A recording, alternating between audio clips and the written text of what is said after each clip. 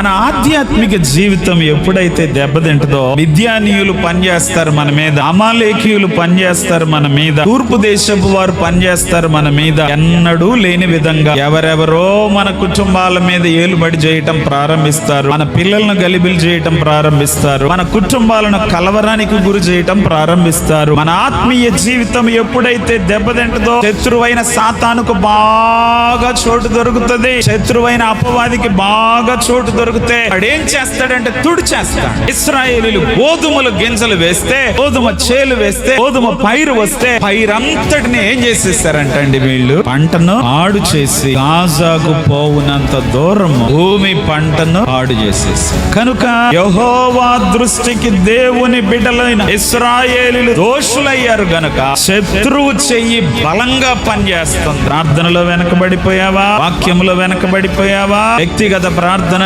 జీవితంలో వెనకబడిపోయావా? శత్రువైన సాతాను చెయ్యి బలంగా పనిచేస్తూ ఉంటది. జాగ్రత్త కుటుంబం మీద.